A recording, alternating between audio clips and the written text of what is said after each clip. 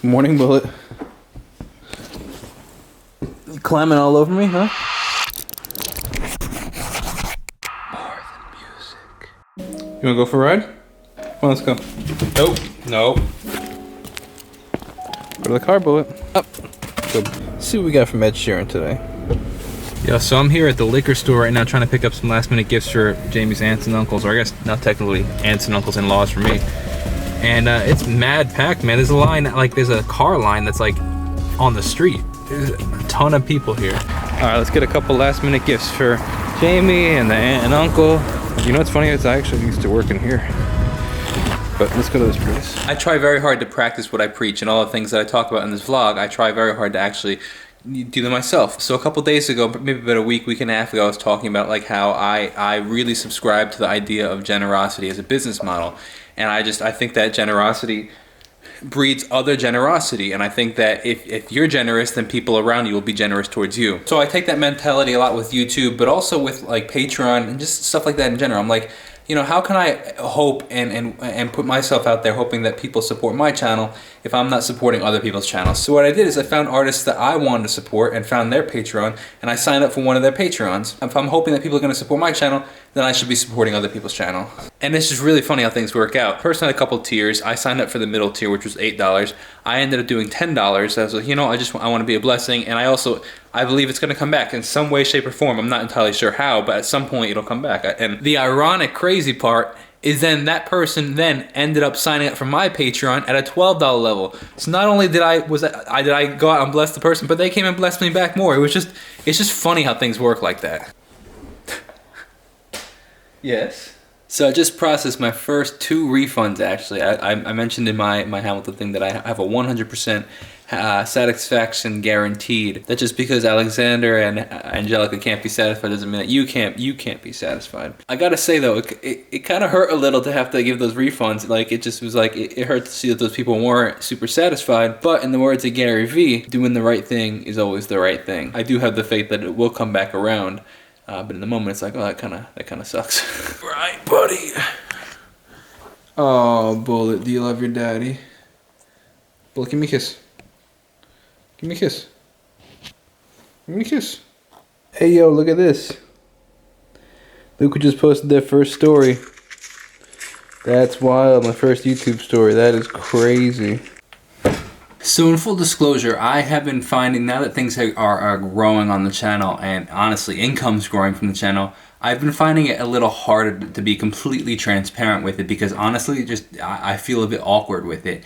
And I just feel, I don't know, it was easier to show when it was like, hey look, I made $100, to now where it's a lot more than that. It's like, it feels weird. But then there's this really big part of me that wants to, for inspirational purposes, be like, look, this is what's possible.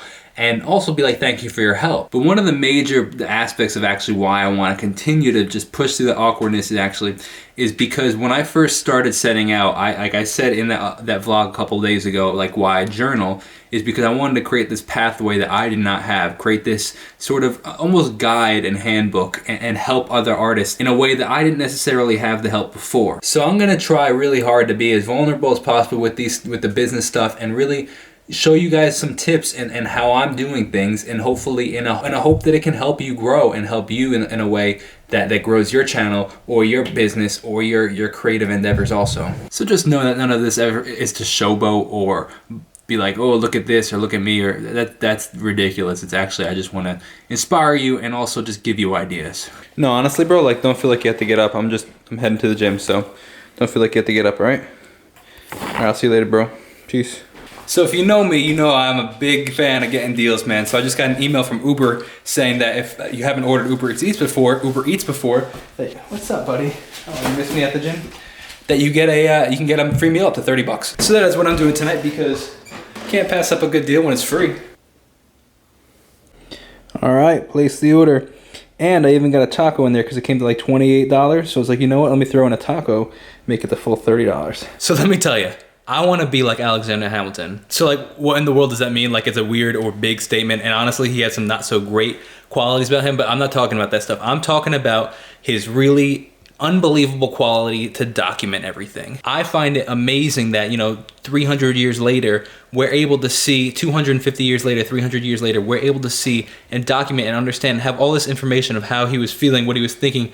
He documented everything, and I really like that process, and that's what I'm trying to do. Like, you know, for a couple of reasons. One, for my kids, my grandkids, my great-grandkids to be able to see, you know, what life was like. Two, as almost like a historian, that, you know, when my career blows up, think about this, like, could you imagine of having footage of, you know, Ed Sheeran writing the A-Team, or 50 Cent writing Get Rich or Die Trying, that album, or Eminem writing his Marshall Mathers album, or any of these huge, the Beatles writing Let It Be, and like, could you imagine if we had footage of them in the studio recording and writing this stuff? Like, that's what I want to do. I want to just record everything, you know, document my life. Also, I want to document my life for, you know, people coming up after me, so I can create some sort of blueprint, a blueprint that I didn't have. Obviously, it's not going to be exact to that, like, it's not going to fit them like a mold, but it can give ideas, you know.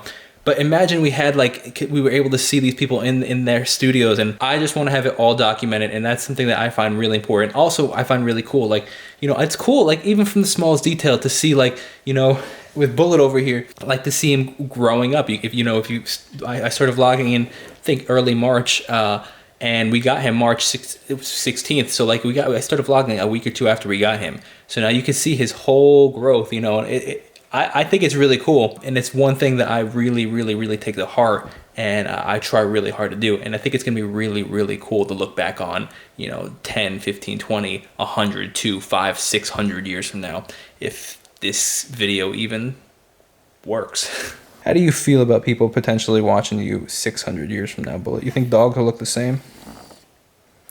Do you think dogs will look the same?